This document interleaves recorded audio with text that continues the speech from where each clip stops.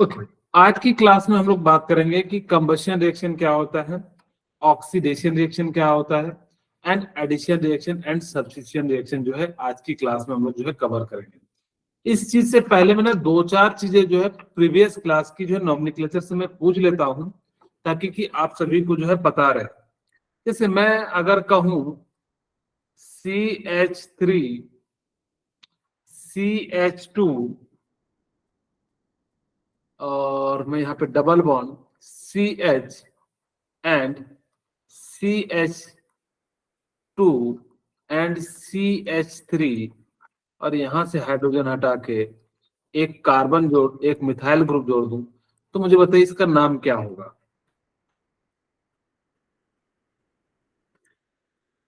तो बताएंगे इसका नाम क्या होगा।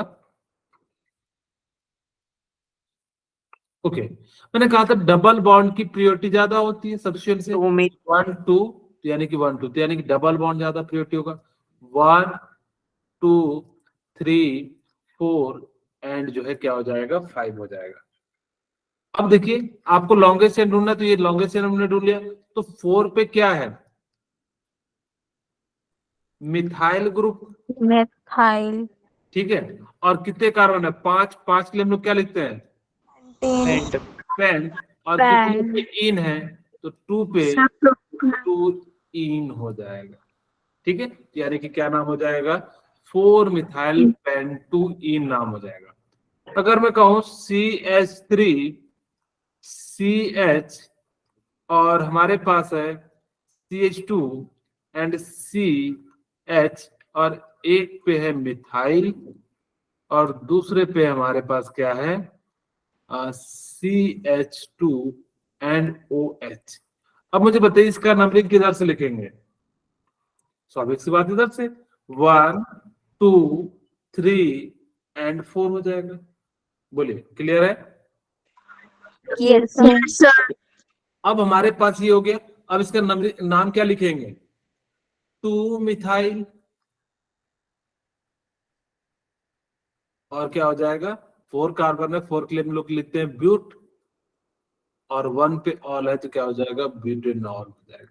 इस प्रकार से हमने बहुत सारे रिएक्शन पिछली क्लास में आप सभी को बताया था, तो एक बार आप सभी जरूर उन सभी को एक बार प्रैक्टिस कीजिएगा।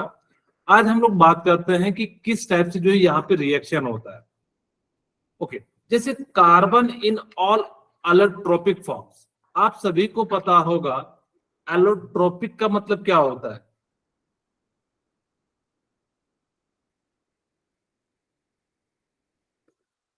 एलोट्रोपिक का मतलब होता है किसी भी एलिमेंट के अदर फॉर्म्स, हाँ, those element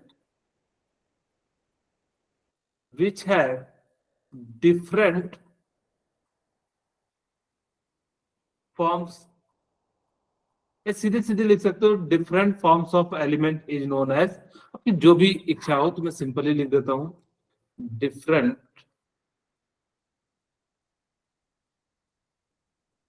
forms of element is known as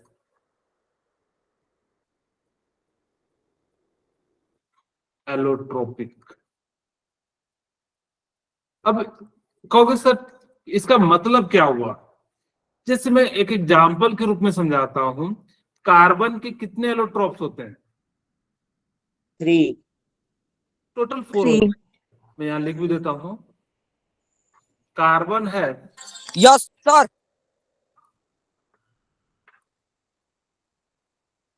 carbon है 4 एलोट्रोप, ठीक है।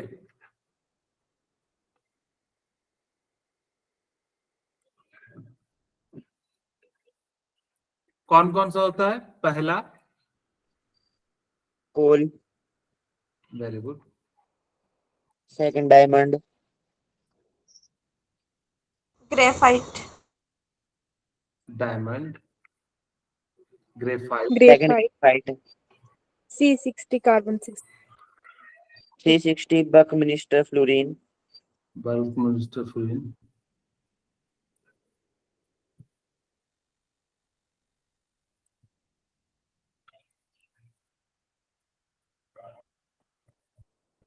ग्रेफीन। ठीक है, तो टोटल कितने होते हैं? 4 टाइप के होते हैं। आपको इन सभी की प्रॉपर्टीज याद रखनी है। डायमंड जो होता है वो क्रिस्टल फॉर्म में पाया जाता है, जैसे ग्रेफाइट भी पाया जाता है, ये सारे भी क्रिस्टल फॉर्म में पाए जाते हैं। डायमंड की मेल्टिंग पॉइंट, बॉइलिंग पॉइंट बहुत ज्यादा होती है, ये हार्ड सब्सटेंस होता है। ठीक है, जबकि ग्रेफाइट की हम बात करें, क्योंकि आपके एग्जाम में पूछा जाता है right the properties of diamond graphite, block mister नहीं पूछा जाएगा, आप इन्हीं का पूछा जाएगा। अगर डायमंड और ग्रेफाइट का मैं स्ट्रक्चर समझाऊं तो थोड़ा सा यहाँ पे देखिएगा, मैं ग्रेफाइट का स्ट्रक्चर लेता हूं। आप सभी ने देखा होगा कि क्यों, आज मैं आपको समझाऊंगा क्यों ग्रेफाइट जो होता है गुड कंडक्टर ऑफ इलेक्ट्रिसिटी होता है। ठीक है, मान लेते हैं मेरे पास मैंने कुछ इस प्रकार से जो है बना दिया, ये लेयर बाय लेयर होते हैं।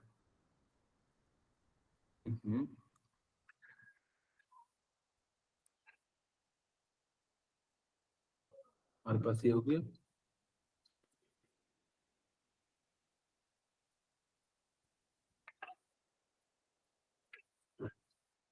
बिल्कुल सिमिलर होते हैं, नीचे में मैं बना देता हूं। कोई ऐसा नहीं कहिएगा कि बिल्कुल सीधे सीधे नहीं बनाया, बनाने में मिस्टेक है, लेकिन पूरा एक लेयर दूसरे पे होता है। ठीक है,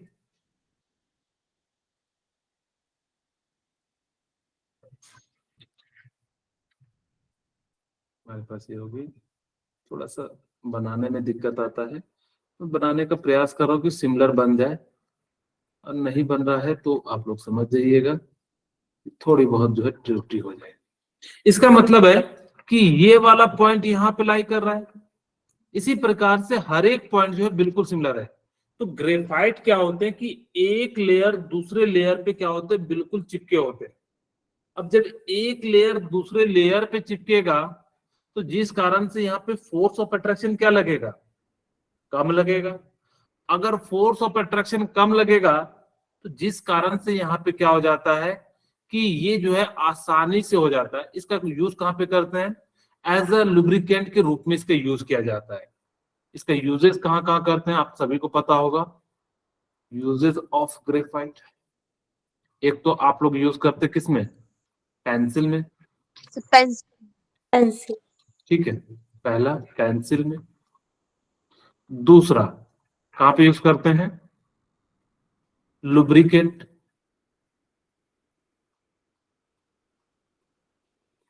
ठीक है, लुब्रिकेंट। अब कहोगे सर लुब्रिकेंट क्या होता है, तो आपको मैं समझाऊं। जैसे कि आप लोगों ने देखा होगा गाड़ी में मोबिल का यूज करते हैं, लेकिन जब जहां पे ना बहुत ज्यादा बड़े बड़े इंजन लगे होते हैं वहां पे मोबिल ना वेपर में कन्वर्ट हो जाएंगे, जिस कारण से वो क्या हो जाएगा, वो चिपक जाएगा उसके इंजन में, जिस कारण से उसके इंजन क्या हो जाएगा, खराब हो जाएगा। इसीलिए यहाँ पे क्या यूज करते हैं? सॉलिड लुब्रिकेंट का यूज किया जाता है। वो क्या होता है? पाउडर के फॉर्म में होते हैं, और वो मशीन कितना भी टेम्परेचर हो जाता है तो ये क्या हो जाते हैं, सूखते नहीं है, उड़ते नहीं है, इस कारण से इसका यूज किया जाता है। तीसरा, इलेक्ट्रोड के रूप में यूज किया जाता है। ठीक है, बैटरी। हाँ, बैटरी के रूप में, इलेक्ट्रोड के रूप में इसका यूज किया जाता है।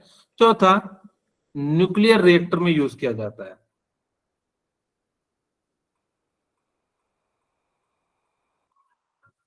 ओके, अब यहाँ पे आप लोगों को थोड़ा सा ना मैं यहाँ पे एक्सप्लेन करता हूं।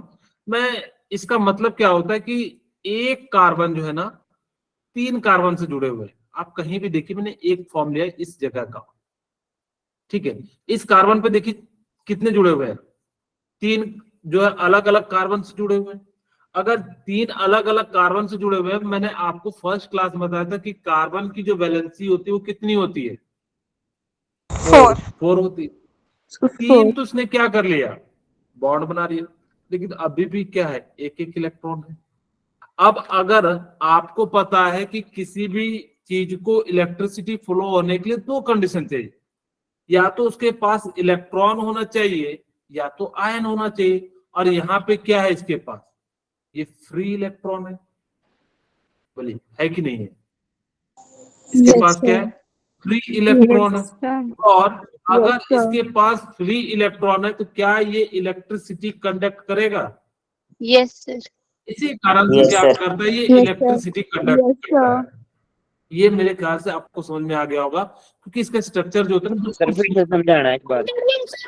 हाँ जी, फिर से बोलेंगे, क्या बोले? सर फिर से समझाना एक बार। ओके, ठीक है। मैंने कहा कि देखो कार्बन के एटॉमिक नंबर मैंने फर्स्ट क्लास में बताया था 2,4, यानी कि एटॉमिक नंबर का 6 होता है, ठीक है। और ये मैंने कहा था कि क्या होगा, वैलेंस इलेक्ट्रॉन होते हैं।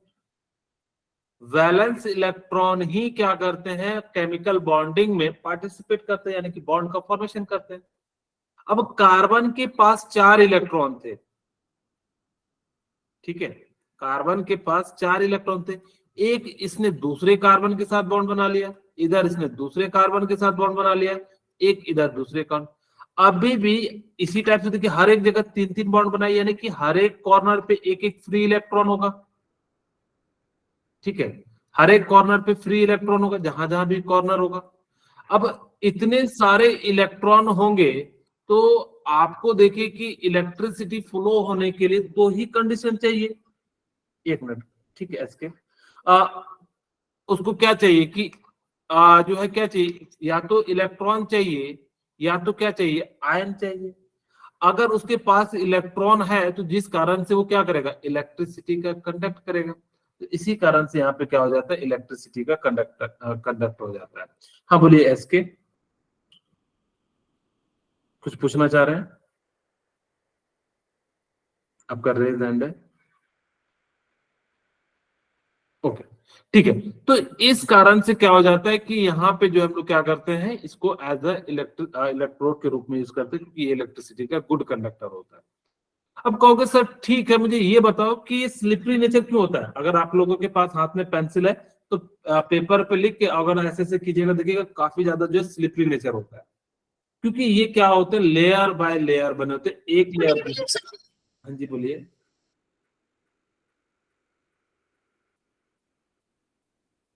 प्लीज डिस्टर्ब मत कीजिए, नहीं पढ़ना है तो चले जाइए, कोई दिक्कत नहीं है। बाकी लोगों को डिस्टर्ब मत कीजिए, ठीक है। अगर कुछ पूछना है तो पूछ सकते हैं, नहीं तो फिर आप लोग जो है, जिनको नहीं पढ़ना है प्लीज बाकी को पढ़ने दीजिए, क्योंकि उनको डिस्टर्ब मत कीजिए। ओके, अब यहाँ पे हमारे पास क्या हो जाएगा कि इस प्रकार से हम लोग क्या करेंगे कि यहाँ पे जो इनके पास फ्री इलेक्ट्रॉन होते हैं, तो जिस कारण से क्या हो जाते हैं कि यहाँ पे आपका जो है इलेक्ट्रिसिटी कंडक्ट होता है। बट डायमंड जो होता है ना, वो बैड कंडक्टर ऑफ इलेक्ट्रिसिटी होता है। डायमंड का स्ट्रक्चर एग्जैक्ट तो बनेगा नहीं, लेकिन मैं फिर भी प्रयास करता हूं कि यहाँ पे ना कार्बन, एक कार्बन ना 4 के साथ जुड़े होते हैं, बहुत ही यूनिक स्ट्रक्चर होता है। तो उतना एग्जैक्ट बनता नहीं है, लेकिन मैं फिर भी जो है आप लोगों के लिए इसको ऐसे बना देता हूँ डंडे के फॉर्म में।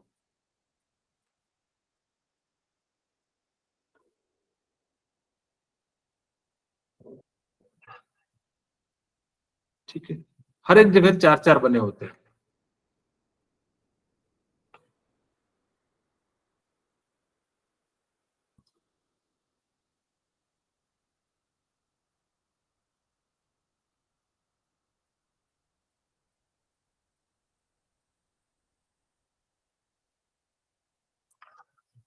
चलिए कोई नहीं।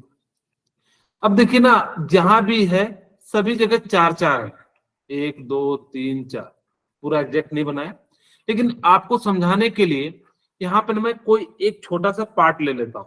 मैंने ये वाला पार्ट उठाया, हर एक जगह 4 कार्बन जुड़े होते हैं। तो यहाँ पे देखिए, एक ऐसा गया है, एक ऐसा गया है, एक ऐसा गया है, एक ऐसा गया है। अगर ये चारों के साथ बंधे हुए होंगे तो फोर्स ऑफ अट्रैक्शन भी क्या लगेगा, ज्यादा लगेगा। लगेगा कि नहीं लगेगा? अगर फोर्स ऑफ अट्रैक्शन ज्यादा लगेगा तो इसी कारण से दुनिया का सबसे हार्डेस्ट मटेरियल कौन होता है? डायमंड। डायमंड होता है। याद रखिएगा, बट याद रखिएगा कि नेचुरल होना चाहिए। अगर क्वेश्चन में लिखा रहे कि which one of the hardest material in the nature, तब डायमंड होगा। अगर वो ये नहीं लिखता नेचुरल, तब ग्रेफिन होता है, ग्रेफीन। ठीक है। तब कैसा हो जाता है, ग्रेफिन हो जाता है। क्योंकि ग्रेफिन, क्योंकि सर ग्रेफिन हम लोगों ने कभी यूज करते हुए देखा है क्या? हाँ, आप लोगों ने देखा है। बोलोगे सर हमने तो नहीं देखा। आप लोगों ने देखा है ग्रेफिन का यूज कहाँ होता है? Yes, sir. होता है। आप लोगों को No, sir. गिटार देखे? Guitar, Yes, sir.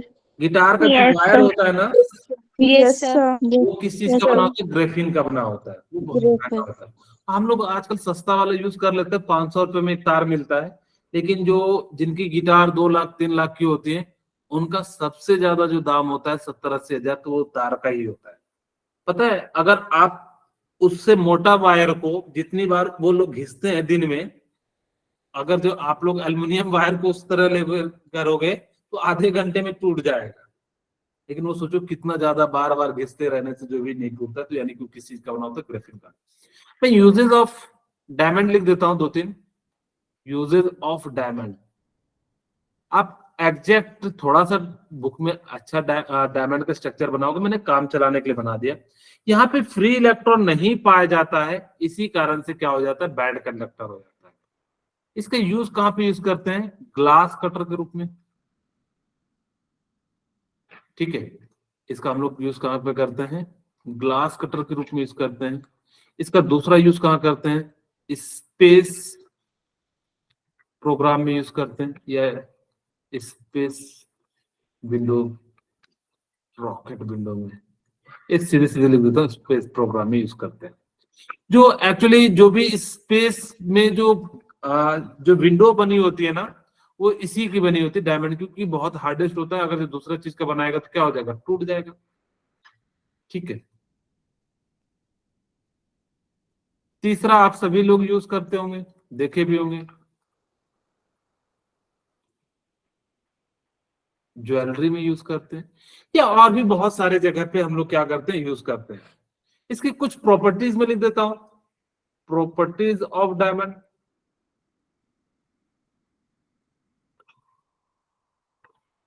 It's melting point and boiling point high.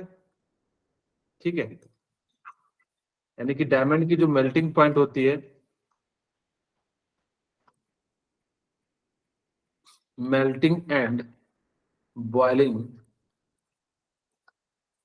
Point is high. ठीक है, इनकी मेल्टिंग पॉइंट बॉइलिंग पॉइंट कितनी होती है? हाई होती है। मैं करीब करीब लिख देता हूं 30-100 डिग्री सेल्सियस। ये अप्रॉक्स वैल्यू है। वैसे 3360 होता है, उसी के आसपास होता है, लेकिन मैंने यहाँ पे क्या कर दिया? 3300 डिग्री के आसपास जो है मैंने ले लिया।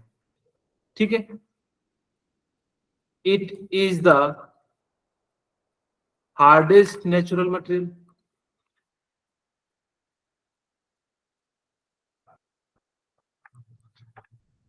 नेचुरल मटेरियल,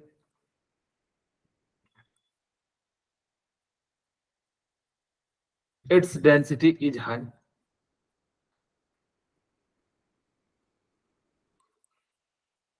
ठीक है, तो ये सारी जो है क्या है? इनकी जो है प्रॉपर्टीज होती है, यानी कि डायमंड का जो है यूज करते हैं।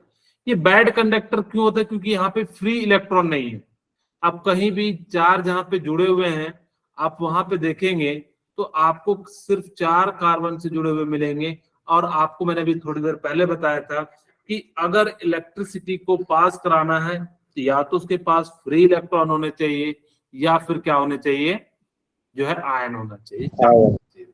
लेकिन इसके पास कुछ भी नहीं है, जिस कारण से ये नहीं होता। तीसरा होता है bulk minister fullerene. Bulk minister fullerene जो है ना, फुटबॉल के जैसा होता है। ठीक है, बल्क मिनिस्टर फुलरिन कैसा होता है? फुटबॉल के जैसा हो जाता है। ओके, तो इसमें जो है ना 12 पेंटागन होते हैं, और 20 जो होते हैं वो कैसा होते हैं? हेक्सागोन होते हैं। आप लोगों ने जो फुटबॉल देखा होगा उसी का। इसका ये याद रखिएगा कि बल्क मिनिस्टर फुलरिन का जो फॉर्मूला होता है वो क्या होता है? C60। हाँ, मैं यहीं पे लिख देता हूं C60। ठीक है, तो ये दो बातें याद रख लीजिएगा, इन्हीं दो से आपको क्वेश्चन मिलेगा। वापस अपने टॉपिक पे चलते हैं। ग्रेफिन के बारे में आप लोगों को उतना नहीं पढ़ना है। अब वो कहते हैं carbon and it's allotropic forms burn in the oxygen give carbon dioxide along with the release heat and light. अगर आप किसी भी चीज को जलाते हैं तो उससे क्या मिलता है? हीट एंड लाइट मिलता है। मिलता है कि नहीं? आप अगर से मान लो Yes, sir. कार्बन को, घर में कोयला आप लोगों ने कभी जलाया है, देखा है कोयला जलते हुए? Yes, sir. Yes, Yes, sir. Yes, sir. कोयला का कलर Yes, कैसा होता है? Yes, sir. कोल का ठीक जो है। कलर है वो कैसा होता है? Sir, black. Sir, Black. black. Black, अगर sir, आप black. जलाते हैं किसके प्रेजेंस में? O2, तो ये क्या देता है? कार्बन डाइऑक्साइड, या जिसको हम लोग, मैं यहाँ पे लिख देता हूँ एनर्जी, चाहे हीट के फॉर्म में दे और चाहे लाइट के फॉर्म में दे, दोनों फॉर्म में देते हैं। मैं एक आपसे क्वेश्चन पूछूं, Yes, sir. Yes, आप sir. लोग मुझे Yes, बताइए sir. कि एक कैंडल को जलाते हैं, एक कोल को जलाते हैं, एक में हीट एनर्जी ज्यादा निकलती है, एक में लाइट एनर्जी ज्यादा निकलती है, ऐसा क्यों?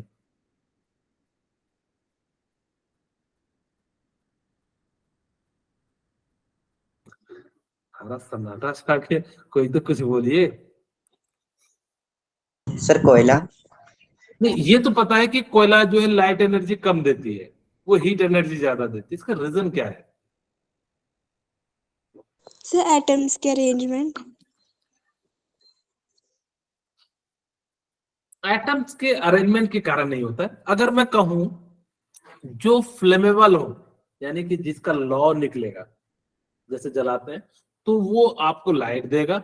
जिसका फ्लेम नहीं होता है वो आपको ज्यादा से ज्यादा एनर्जी जो है किस फॉर्म में देगा? हीट में देगा। ओके, अब ये तो समझ में आ गया कि सर कोल को जलाए O2 निकला, एनर्जी प्लस CO2। आप लोगों के घर में जो सिलेंडर में गैस भरी जाती है उस गैस का नाम क्या है? LPG. LPG. Liquid petroleum gas कहा जाता है। उसके अंदर ब्यूटेन भरा जाता है, ठीक है? उसके अंदर कौन सा गैस भरा जाता है? ब्यूटेन गैस भरा जाता है। Gluten. ब्यूटेन इसलिए भरा जाता है क्योंकि उसकी कैलोरीफिक वैल्यू यानी कि हीट ज्यादा देगा, इसीलिए। ठीक है, अब मैं आपसे एक और क्वेश्चन पूछता हूं कि ये मीथेन है, CH4 को हम लोग क्या कहते हैं? आपको मैंने पहले ही बता चुका हूं पिछली क्लास में कि CH4 का नाम क्या हो जाता है? मीथेन है। अब ध्यान से सुनना मेरा क्वेश्चन। मैंने ऑक्सीजन के प्रेजेंस में जलाया CO2, और मेरे पास क्या निकला? H2O, और साथ में हीट एंड लाइट को मैं एनर्जी लिख देता हूं। अब मेरा क्वेश्चन है कि जब ये पानी निकला है, आपको पता है पानी क्या करता है? बुझा देता है। बुझाता है कि नहीं बुझाता है आपको? Yes, sir. Yes, yes, sir. Yes, sir. Yes, sir. ये Yes, sir. बुझा बुझा क्यों नहीं देता है? Sir, ये steam की फॉर्म में यानी होता है. कि किसके फॉर्म में होता The है? steam vapor. ओके, स्टीम के फॉर्म में होता है, लेकिन बन रहा है तो कहीं ना कहीं चीजें बुझ जानी चाहिए ना। सर उसकी क्वांटिटी ज्यादा नहीं होती है. Very good. सर वो इसलिए नहीं बुझा पाता क्योंकि उसमें ऑक्सीजन होती है। ऑक्सीजन तो पानी में भी होता है बेटा, H2O, लेकिन वो क्या करता है? बुझा देता है।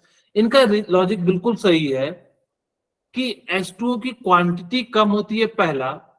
दूसरा, ये जो है ना क्या होता है? स्टीम के फॉर्म में होता है, क्योंकि यहाँ पे ना काफी एनर्जी होती है, तो ये क्या हो जाता है? स्टीम के फॉर्म में हो जाता है और ये ऊपर उड़ जाता है। अगर वो लिक्विड के फॉर्म में होता तो जरूर बुझा देता, लेकिन वो किस फॉर्म में होता है? स्टीम के फॉर्म में होता है, इसी कारण से वो बुझा नहीं पाता है। ठीक है, ओके, अब आप लोगों को ये समझ में आ रहा होगा। अब यहाँ पे इसका नाम क्या है, कोई मुझे बताना चाहेंगे? सर किसका? ये जो नीचे वाला थर्ड वाला है, Ethanol. CH3CH2OH का। इथेनॉल. वेरी गुड, इसको हम लोग कहते हैं इथेनॉल। आप सभी को मैंने बताया था यही इथेनॉल जो होता है वो ड्रिंकिंग पर्पस के रूप में यूज किया जाता है। हमने इसको क्या करा? जलाया, O2, CO2 मिला, साथ में H2। जहां भी कार्बन को जलाओगे ना तो CO2 प्लस H2O और साथ में हीट निकलेगा। इसी कारण से आप लोगों ने पिक्चर में देखा होगा कि अल्कोहल को हम लोग जला देते हैं। क्यों जलता है?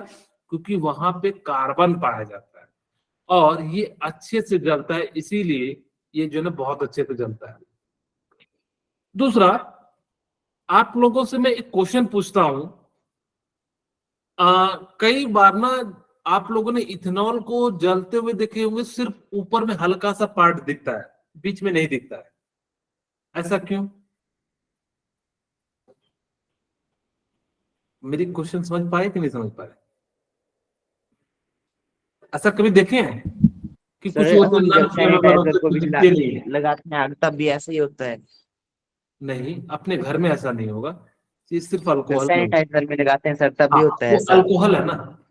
तो एक्चुअली क्या हो जाता है ना, सैनिटाइजर से मैं पुराने स्कूल में जब पढ़ाता था तो एक बच्चे ने क्या करा कि वो हाथ में लेता था और जो है जला के दिखाता, देखिए सर मेरे पास जादू है।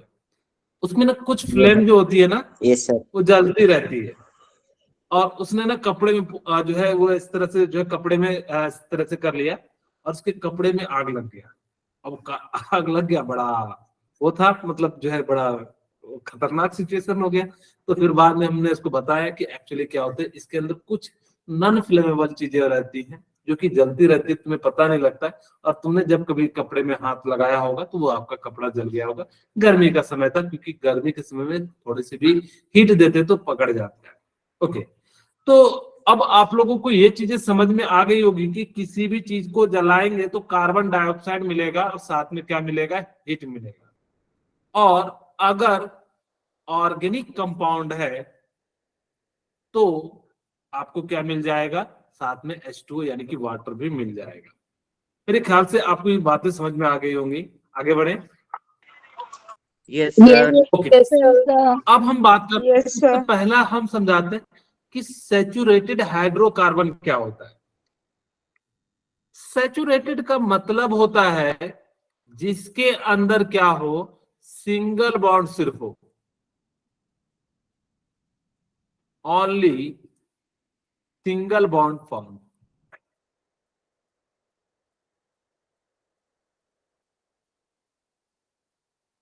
ठीक है, यानी कि जिसके अंदर क्या पाया जाएगा, सिर्फ और सिर्फ क्या पाया जाएगा, सिंगल बॉन्ड पाया जाएगा। अब अनसैचुरेटेड का मतलब क्या होता है, जिसमें डबल और ट्रिपल दोनों डबल और bond Very triple good. Bond होता है। जिसके अंदर क्या जिसमें डबल होगा, और ट्रिपल। those compound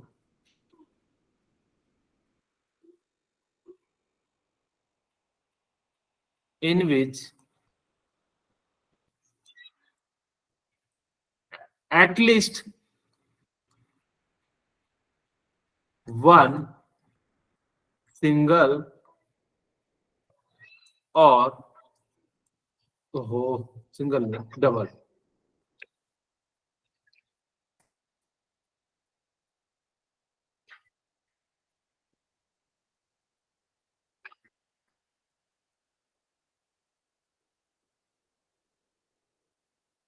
जिसके अंदर एटलीस्ट एक भी डबल बॉन्ड या ट्रिपल बॉन्ड पाया जाएगा, उसको हम लोग क्या कह देंगे, अनसैचुरेटेड कहते हैं।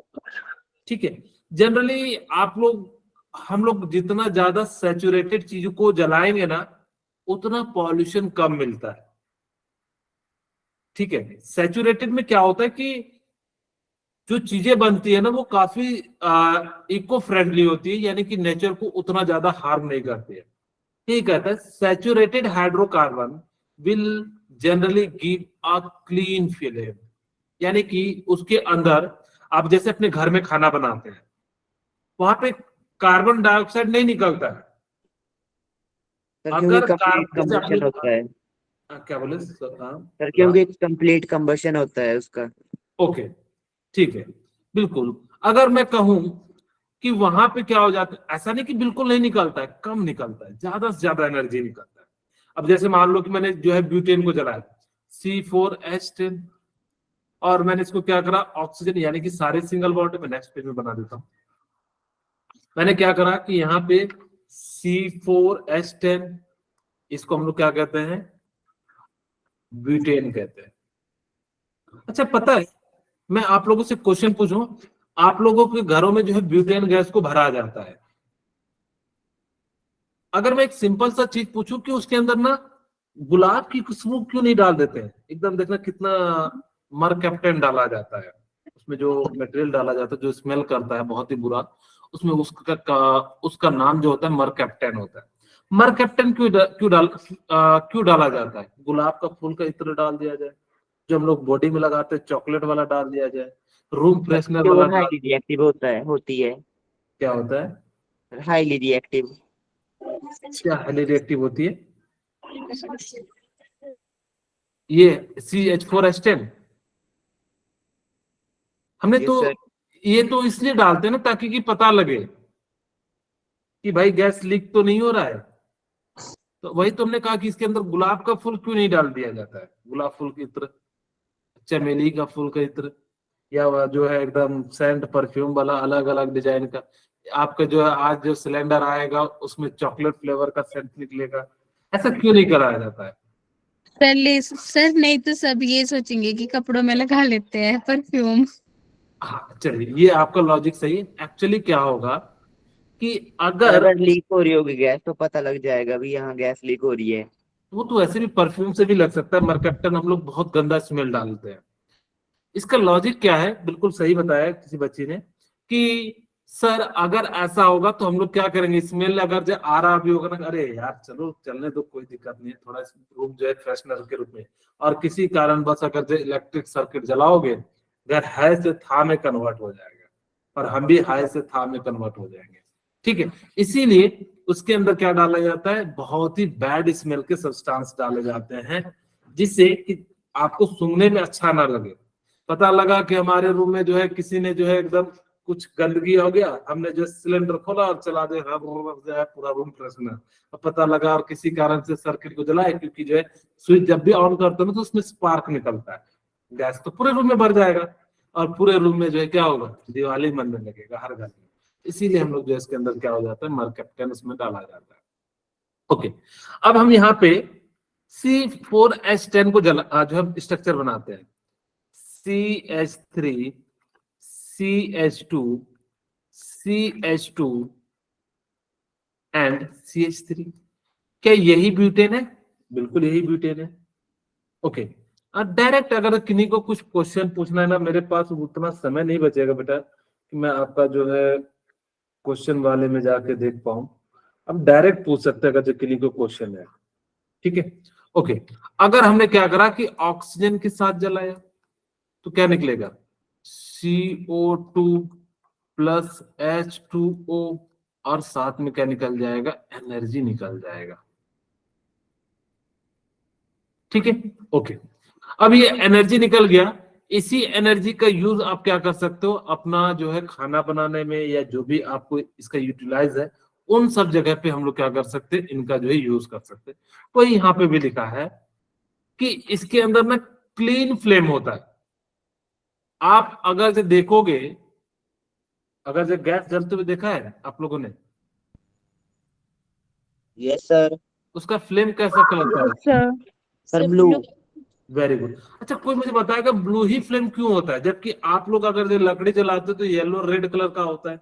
सर क्योंकि हम जब लकड़ी जलाते हैं तो उसका कंप्लीट कंबशन नहीं होता है, प्रॉपर ऑक्सीजन नहीं मिल पाती है। फ्लेम जलाते हैं तो अनसैचुरेटेड। Very good. एक्चुअली क्या होता है कि जब आप किसी चीज को सफिशिएंट एयर में जलाओगे तो आपको क्या होगा, वो ब्लू फ्लेम देगा, और इनसफिशिएंट एयर में जलाओगे तो आपको क्या देगा, रेड कलर देगा। आगे हम बताएंगे जब आप लोग 11th में आओगे, वहां पे आपको बताएंगे कि जो ब्लू कलर का जो होता है वो सबसे ज्यादा होता है। आप लोगों ने इसका नाम सुना है?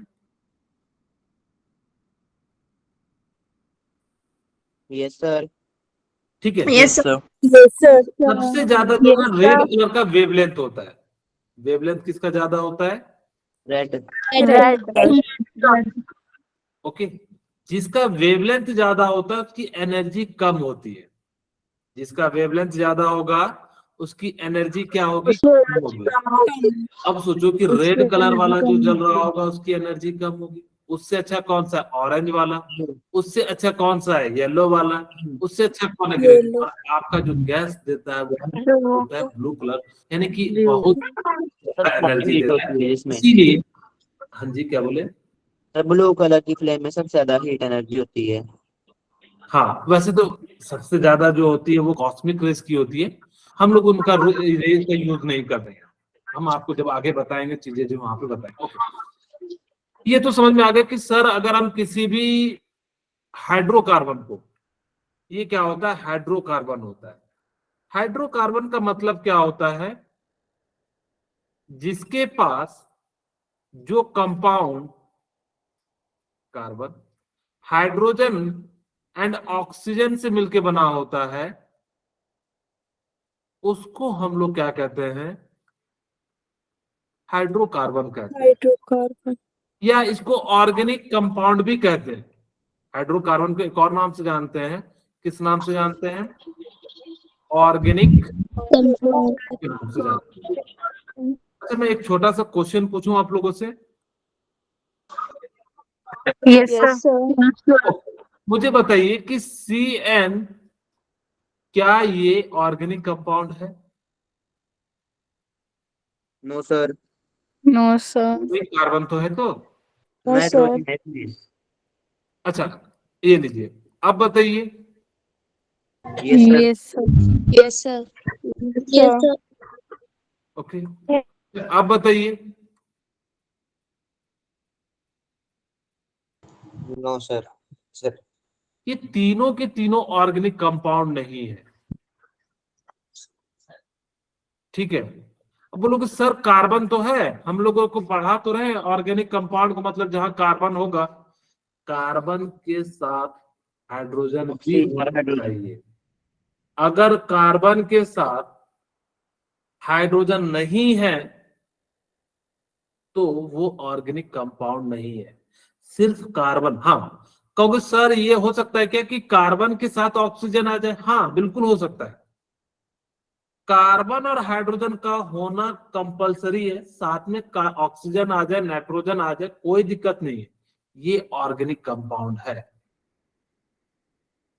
मैं यहां लिख भी देता हूं, जब बात आई थी तो मुझे बता दिया, ठीक है। CO2 and CN are not organic compound, ठीक है। ये क्या होते हैं? ऑर्गेनिक कंपाउंड नहीं होते हैं। अगर मैं कहूं C डबल बॉन्ड OH तो किसे कहेंगे organic compound?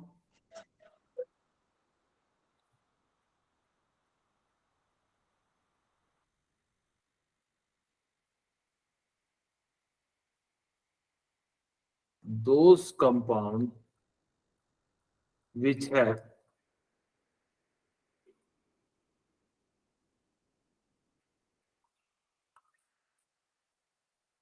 carbon and carbon comma hydrogen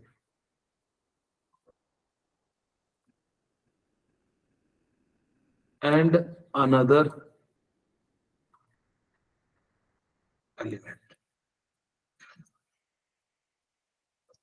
जिसके पास एटलीस्ट क्या होना चाहिए कि कार्बन एंड हाइड्रोजन होना चाहिए। मैं यहाँ पे इसको डेफिनेशन को हटा के सीधे सीधे लिख दूं कि at least carbon and hydrogen are present. At least carbon and hydrogen is present, ठीक है। जिसके अंदर कम से कम तो क्या होना चाहिए कि हाइड्रोजन एंड ऑक्सीजन होगा, वही आपके होंगे। ओके, अब हम बात करते हैं second. Carbon compounds can be easily oxidised on combustion. अब आप सभी ने फर्स्ट यूनिट में पढ़ा होगा ऑक्सीडेशन एंड रिडक्शन, याद है? Yes sir. Yes sir. उनको याद नहीं है, पहले मैं उनको ऑक्सीडेशन एंड रिडक्शन सिखाता हूं, फिर आगे बढ़ते हैं। आप सभी को, जैसे मैं यहाँ पे लेता हूं H2, बहुत ही सिंपल सा ले रहा हूं, H2O2 को मैंने रिएक्शन कराया, क्या बन गया? H2O बन गया। मैं बैलेंस कर देता हूं, 2 2 2, ठीक है, बैलेंस है। देखिए 4 हाइड्रोजन 4 हाइड्रोजन। Yes sir.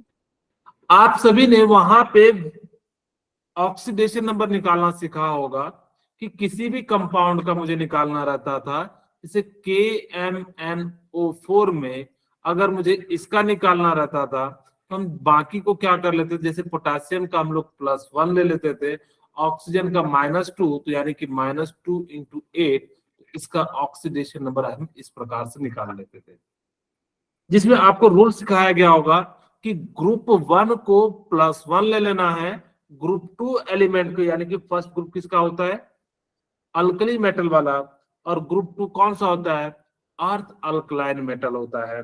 तो आपको बताया गया होगा कि ग्रुप 1 में जो होते हैं वो +1 होते हैं, ग्रुप 2 में जो होते हैं वो +2 होते हैं, ग्रुप 15 में जनरली हम लोग जो है -3 लेते हैं, और 16 में -2 लेते हैं, एंड 17 में 1 लेते हैं, और हाइड्रोजन कैन में भी +1 एंड -1। ये डिपेंड करता है कि उसके सामने कौन सा मोर इलेक्ट्रोनेगेटिव है या जो है लो इलेक्ट्रोनेगेटिव एलिमेंट है। ओके, और फ्री एलिमेंट का जो ऑक्सीडेशन नंबर होता है वो 0 होता है, यहाँ पे 0। अब ऑक्सीजन के पास कितना होता है, -2, यहाँ पे कितना हो जाएगा, +1। अगर 0 से इंक्रीज होता तो इसको हम लोग क्या कहते हैं, ऑक्सीडेशन, यानी कि पहले 0 था अब -2 हो गया, तो क्या हो जाएगा, ये रिडक्शन हो जाएगा। और ये 0 से इंक्रीज हो गया तो इसका क्या हो गया, ऑक्सीडेशन हो गया। Very good. जो रिडक्शन होता है उसको हम लोग क्या कहते थे, ऑक्सीडाइजिंग एजेंट। याद आ रहा है या भूल चुके हैं? Yes, sir. Yes, अब sir. इसको हम लोग क्या कहते थे,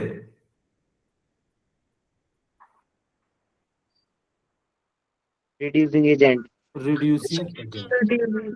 आपको ये नहीं पूछ देना कि सर ऑक्सीडेशन क्या होता है, रिडक्शन क्या होता है।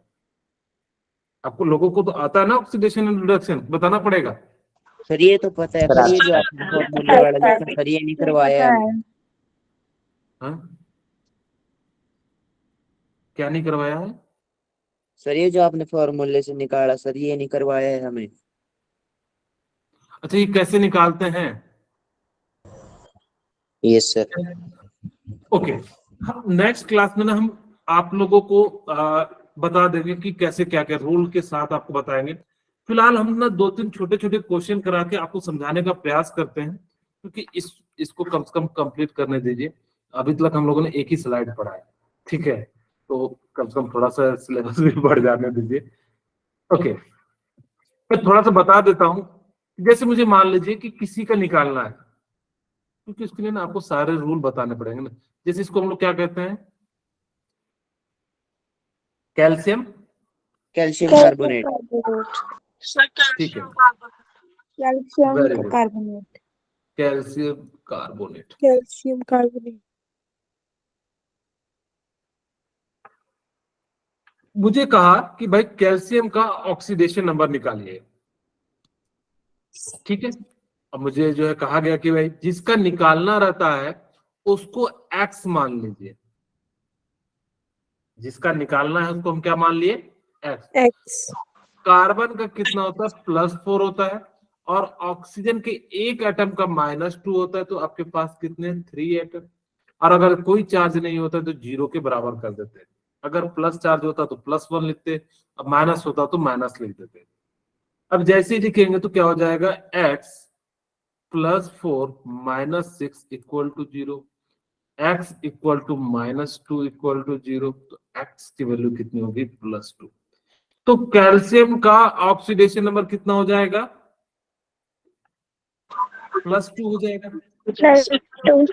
अगर मैं इसी तरीके से अगर यहाँ पे पूछूं H2SO4 में मुझे सल्फर का बताइए, तो क्या आप लोग बता पाएंगे, हाइड्रोजन का यहाँ पे +1 ले लीजिएगा, ठीक है। आप लोग एक बार कैलकुलेट कीजिए, फिर हम लोग आगे की बात करते हैं।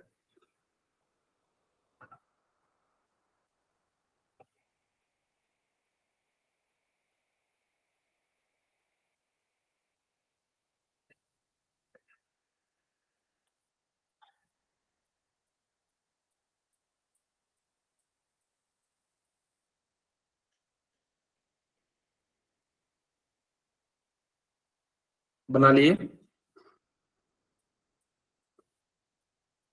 चलिए मैं सॉल्व करूं। अरे कुछ तो बोलिए। Yes, sir. ठीक है, ओके। अब यहाँ पे मुझे इसका निकालना है, हाइड्रोजन का कितना होता है +1, तो 1 × 2, जिसका निकालना है हमने उसको x मान लिया। और ऑक्सीजन पे कितना होता है -2, और यहाँ पे कितना है 4, और चार्ज कुछ भी नहीं है, तो यानी कि 0 है, यानी कि 0 के बराबर कर देंगे। तो 2 + x - 8 = 0, x = -6 = 0, तो x = कितना हो जाएगा 6 हो जाएगा। तो इस प्रकार से यहाँ पे इसका क्या हो जाएगा +6। तो वही चीज कह रहा है कि आपको ऑक्सीडाइज्ड का मतलब होता है एडिशन ऑफ ऑक्सीजन। आप लोगों को यह बात याद भी रखना, आपसे एग्जाम में पूछा जाएगा, right the difference between oxidation and reduction. ठीक है, तो ऑक्सीडेशन में क्या होता है, एडिशन ऑफ ऑक्सीजन होता है, रिमूवल ऑफ हाइड्रोजन होता है, लॉस ऑफ इलेक्ट्रॉन होता है। ये सारी प्रॉपर्टीज किसकी है, ऑक्सीडेशन की। तो रिडक्शन की प्रॉपर्टीज क्या क्या है, addition of hydrogen, removal of oxygen, gain of electron, ये सारे की सारी क्या है। अच्छा, ऑक्सीडेशन को इलेक्ट्रोपॉजिटिव भी कहा जाता है, इसको रिडक्शन को इलेक्ट्रोनेगेटिव भी कहा जाता है। ठीक है, ये आपको फर्स्ट यूनिट में समझाया गया होगा कि कैसे हम लोग जो है ये सारी चीजें पता करते हैं, किसका ऑक्सीडेशन नंबर कितना है। ये सारी बातें जो हम लोग क्या करते हैं पहले क्लास में बात कर लेते हैं फर्स्ट यूनिट में। Okay, in addition to this complete oxidation, we have reaction in which alcohol are converted into carboxylic acid। आपको याद हो, अल्कोहल के लिए हम लोग जनरल फॉर्मूला ROH लिखते थे, इसी प्रकार से रिप्रेजेंट करते थे। Yes, sir. Carboxylic Yes, acid sir. को RCOOH से रिप्रेजेंट करते थे। Double bond O. हाँ, मतलब इसका स्ट्रक्चर अगर मैं बनाऊं, स्ट्रक्चर भी बना दूंगा, इसको हम लोग कहते थे कार्बोऑक्सिलिक एसिड। ठीक है,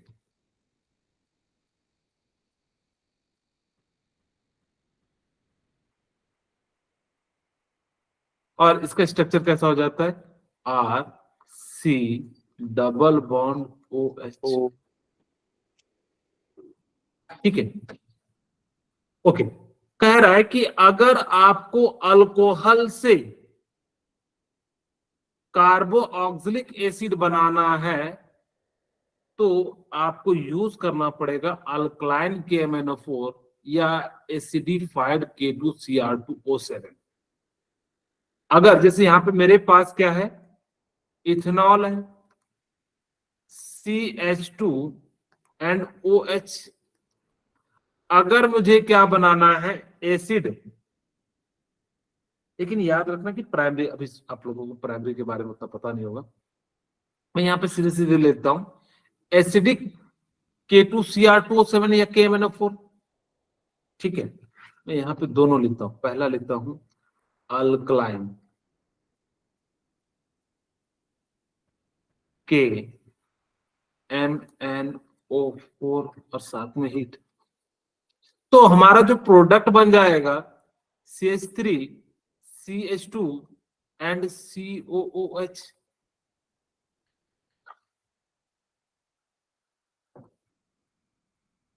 इसका नाम क्या हो जाएगा, दो ही कार्बन हमने लिया ना, तो दो ही कार्बनों का बनेगा C double bond O and OH। Ethanoic acid. क्या बोले, Ethanoic acid. हाँ, इसका नाम क्या हो जाएगा, इथेनॉल, और इसका नाम क्या हो जाएगा, इथेनोइक एसिड। आप लोग जरूर अगली क्लास में जब आएंगे तो नॉमेनक्लेचर को एक बार रिवाइज करके आना, तो हम लोग ज्यादा बात करेंगे। अगर मेरे पास प्रोपेनॉल है,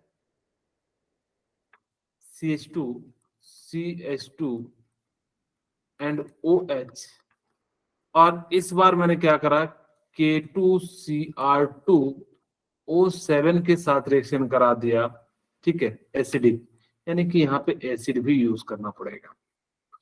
तो आपका जो बनेगा वो क्या बन जाएगा, CH3 CH2 C double bond O and OH। ठीक है, इसका नाम क्या हो जाएगा, प्रोपेनोइक एसिड, और इसका नाम क्या हो जाएगा, प्रोपेनॉल।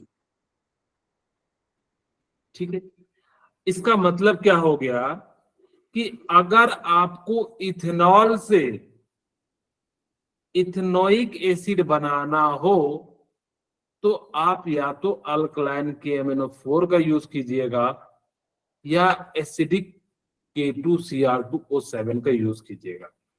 यहां पे एडिशन ऑफ ऑक्सीजन हो रहा है।